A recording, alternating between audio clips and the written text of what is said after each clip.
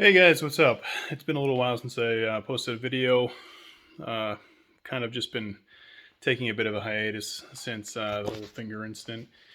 The car came down off the road anyways, and there's no more scheduled events for this year, so uh, ended up pulling the engine out. I think a couple weeks after I chopped the tip of my finger off, we pulled the engine out, and I figured it'd be a good time just to kind of start those winter projects up a little bit early. And I think you guys have probably heard me talk a little bit about some of the things that I was going to be doing. One major thing is the Samsonus transmission. So that's going to be getting hooked up and configured, and obviously there's a lot. It's a very involved task to install that. It's not just bolt it up and go. We're gonna have to get it in there. I'm gonna have to fab up a cross member for it. I'm gonna have to measure for a custom drive shaft. I'm gonna have to pull out the center console and portions of the interior in order to mount the shifter on the floor there, and then I have to measure and cut the linkage for that stuff. So it's a bit involved, nothing too crazy, and then we'll also get the wiring and stuff to go. And while we're there, I figured it'd be a good time to replace the Haltech 2500 with the Nexus unit that was purchased for the car. So that'll go in. And then the other thing was the Ross Dry Sump, which has been sitting in my garage for the past 6-7 months now.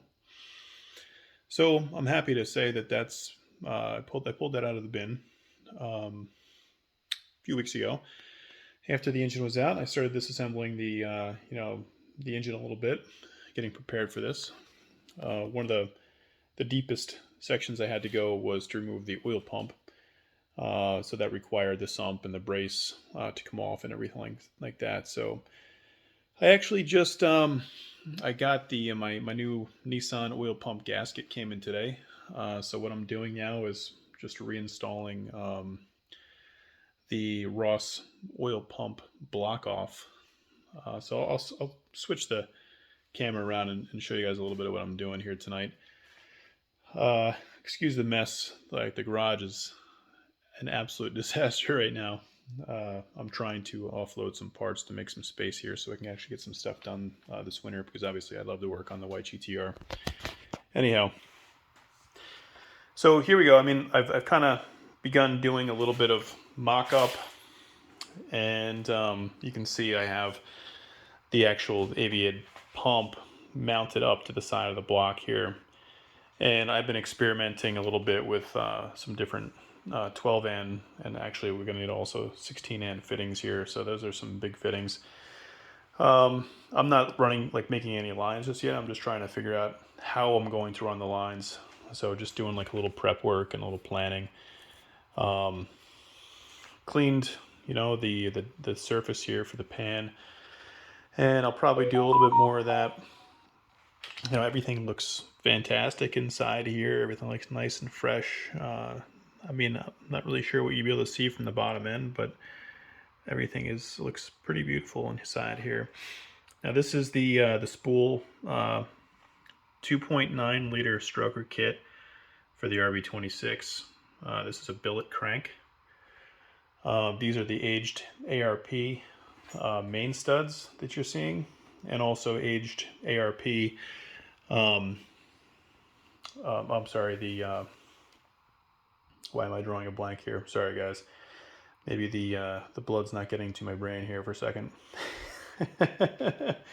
The aged ARP rod bolts there. And as I said before, it's the billet crank and everything. You can see down in here that's the spline drive engagement that's actually on the end of my crankshaft, which is kind of going unused now that we're doing this Ross Dry Sump, because we're not going to be using the crank to directly turn the oil pump. So this is going to be the oil pump now over here, and you'll see a little bit. I'll mock it up, but on the end of the main crank pulley here is going to be another small pulley that then drives this with an external belt. So what you're looking at right now is the Ross Racing oil pump delete So basically this is just like a block off plate, and it's, it's a beautifully, made piece. It's all alloy, of course, black anodized. You can see that we have the Ross Performance, logo over here etched in. And other than that, I mean, it kind of mimics, the more about, the shape of like your regular, RB oil pump, with the exception of a few things. One thing I did notice so far is doing a little bit of mock-up. You can see I have my PRP crank trigger here. It's a bit dirty. Needs to get cleaned up, obviously. But if I go to put this in the same position, it won't actually go in. Obviously, I need to trim a little bit here for anybody who's installing one of these. But if you look back here, you can see, well, you can see that it doesn't actually go all the way. You can see there's a gap there, you see. So I'm going to have to make a spacer to fit that. That's obviously, it's no big deal, no problem. So we'll machine a little spacer. We'll put that back there. I guess while I'm here, this is a great kind of opportunity to talk a little bit about other things that are on here. So I recently took out the stud for the timing and the tensioner belts and replaced them with ARP hardware.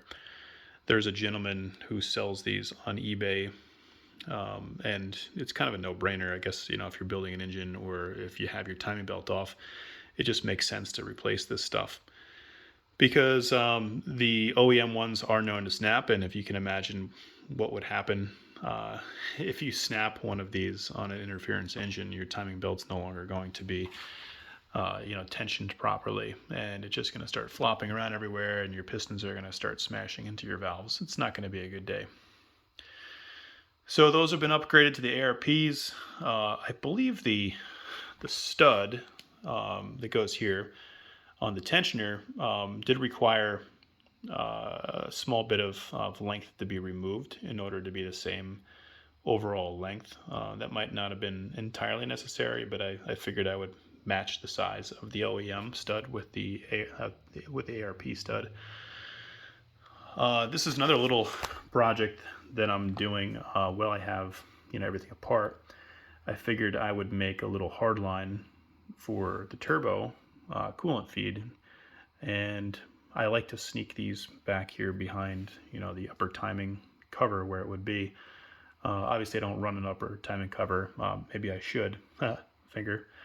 But I figured I'd make a nice little hard line here. I'm going to get a male end to go here, and then I'll just run a little soft line over to the boost stock heater delete kit. There's the thermostat outlet there with another 6-and fitting on it, so we'll go straight to that.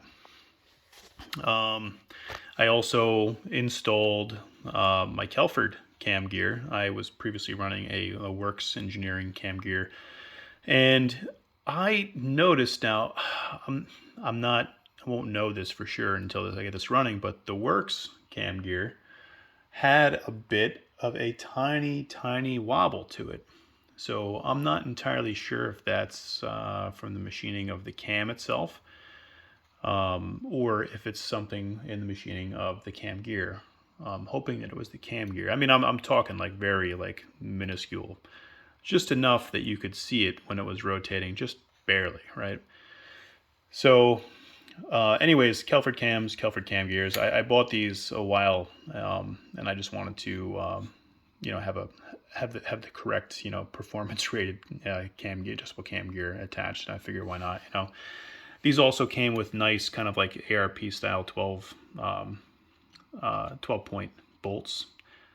So I'm guessing these are hardened bolts, and they just have a nicer look and kind of like a more aggressive, race-oriented look to them. This is the PRP upper crank trigger, gear cast trigger. This is set up for their fuel pump drive here. Sorry, I'm sputtering around a bit, guys. It's kind of late, and it's been a long week, but I figure I'd just shoot the shit. I haven't done one of these things for a little while. I want to get back into it. Anywho, here's the big old Fat Boy BorgWarner 9280. I've been seeing all sorts of things that I'm going to have to do with this dry sump as far as moving things around. So Obviously, I think the screamer was sitting somewhere right around here. That's not going to fly. So I'm probably going to end up rotating the wastegate, getting a straight pipe, and have something fabbed, you know, away around from this. There's also a lot of interesting pipe work going on over here. So I have a 14 in. This is my pressure in. So this is going to be coming from the actual reservoir itself. So it's a huge, huge line and huge fitting, guys. 14 AN. I mean, this is like the size, practically big enough for like a radiator almost, you know. And then pressure out, this is the pressurized side of this. This is going to go to, you know, the oil filter. This will go to the oil cooler, and then it will go back to the block for feeding, you know, pressurized oil into the block.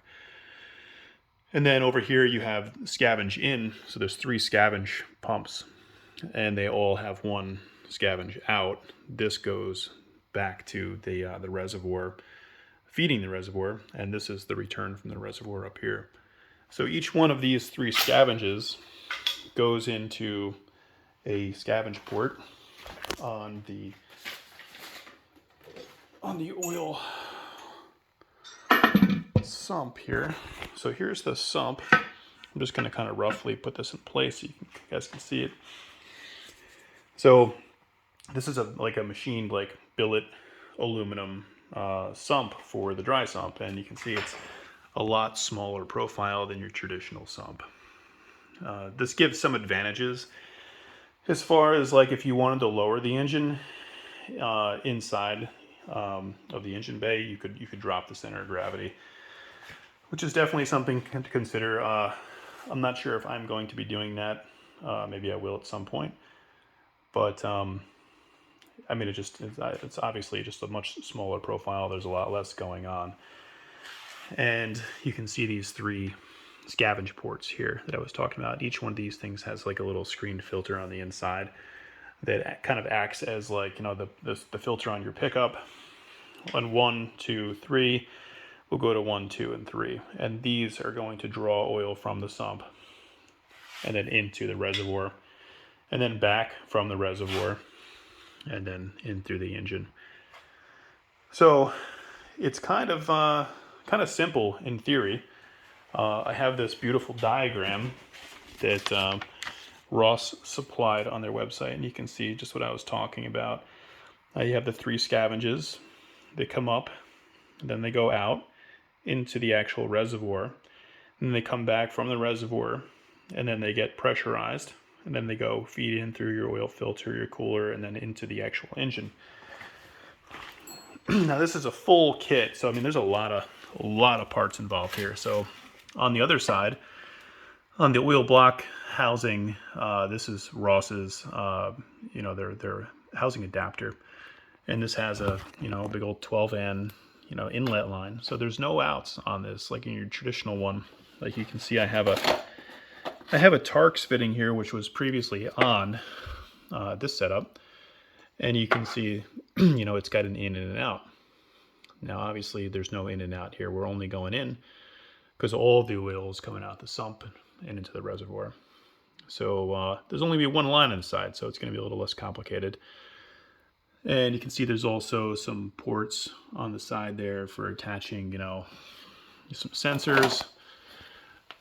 I think there's 1 there. So 1 port there for sensors. So we're going to need to do pressure, and we're going to need to do temperature at a minimum. So we'll probably set up like a little adapter for that and maybe do an inline. But it's a really cool kit. Really, really cool. Before I get back to what I was doing, let me quickly mock this up so I can show you guys exactly what I'm talking about as far as like how it all comes together. So I'm just gonna hold this here. So there's the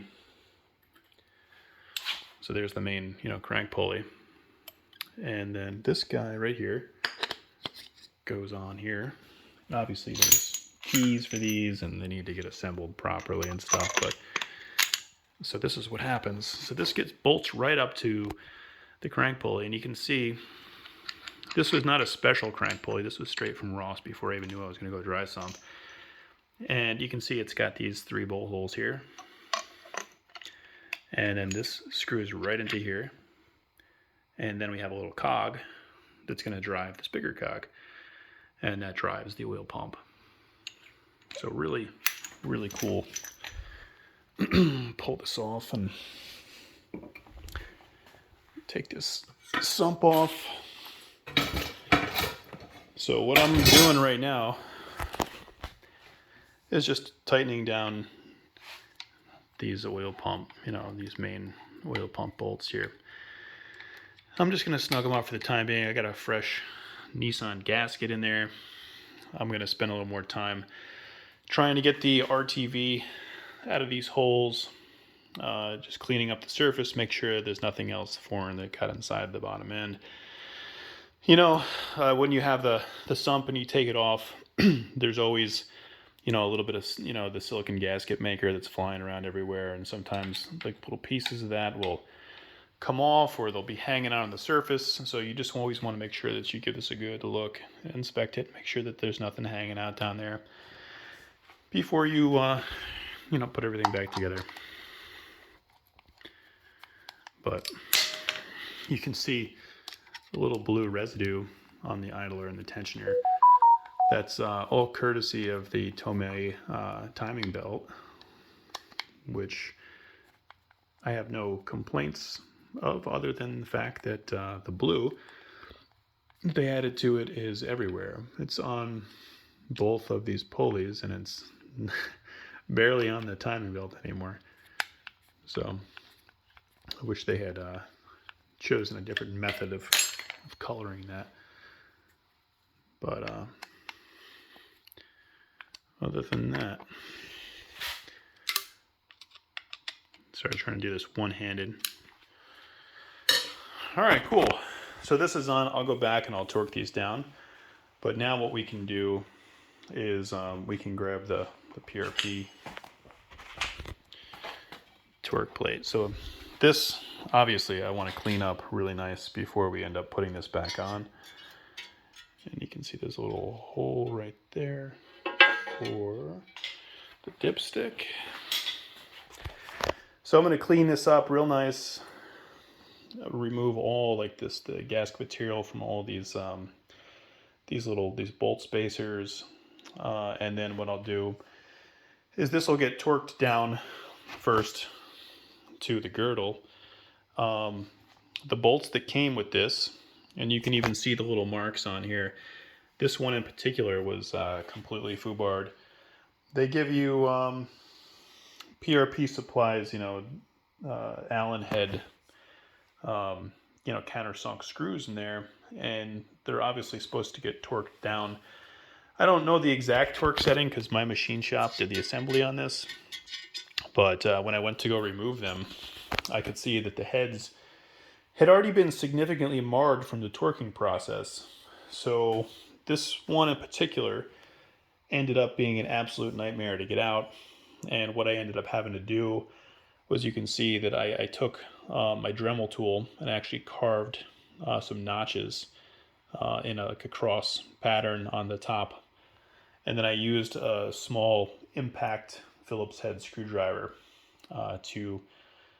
This is like a manual impact, so literally it sits here, you set it, and then you hit it with a hammer, and then as that force comes down, it rotates at the same time, and that was able to pull this one right out. So what I did is I went and I got some heavy duty. I believe these are grade 10.9 black Allen heads, same size, same profile and shape. So we'll be replacing all of those with those, and then I'm probably going to get some new. Actually, I think the Ross Dry Sump actually came with sump hardware, so I don't think I need to replace any of that stuff. So that's perfect. So we'll get that on. We'll get the sump all closed up, and then we're going to start working on these lines. I get the engine timed back up and the crank pulley on, and then I got to start figuring out these lines, exactly how I'm going to run them. I don't know if these fittings are going to work or if I'm going to get smaller, like lower profile fittings. Not really sure yet, but I'll tell you what, it's going to be an interesting thing to make. So these three, at least one of them is going to make a real tight turn into here, and it's not the same height, so it's going to be interesting. Hard lines would be cool to do here, but at the same time, as I'm going in and out of the engine bay with the engine, I really worry about hitting those lines, you know, on the subframe and different things, and God forbid one of them gets pinched or whatever. So like the rubber hose certainly has a bit of flex to it. It would be a lot safer. And you can also see, so I have a front head drain. I believe it's a Franklin Engineering one. Wasn't overly impressed with the kit itself, but it's not bad. This obviously isn't going to work anymore. There's some room for this to move backwards and forwards, but obviously you have the shaft on here, and this can move and get set in line with the main pulley, but I think we're going to have to block this, so I got a plug for that. And then maybe what we'll do is could potentially tee into one of these lines, or we could put a T here and do the front and the rear going into the same line. That would probably work fine too. You got to keep in mind now that I don't have to worry about oil height in the pan because there's going to be no oil in the pan. Whereas before, all of your entire oil reservoir is in your sump, your oil pan. Whereas with the dry sump setup, it's constantly being taken out into the external reservoir. So you don't have to worry about draining above an oil line anymore. And obviously there's no more windage, and your sump is constantly under vacuum. So there's a lot of nice advantages to it.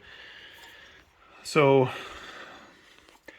I'm thinking, so this line I'm probably going to leave in. Looks like I've got like a menagerie of fittings down here, so I'll probably try to simplify that. Not entirely sure what happened there, but I'm guessing it was a very frustrating time.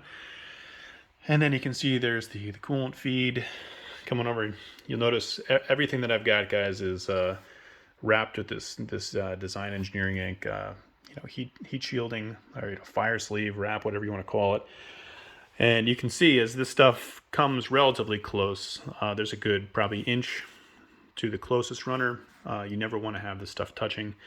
Nothing is going to withstand the heat if it's touching anything, but even at this distance, you can really hurt your lines. And if these lines go, I mean, you could have a big problem, you know. So here's the drain line.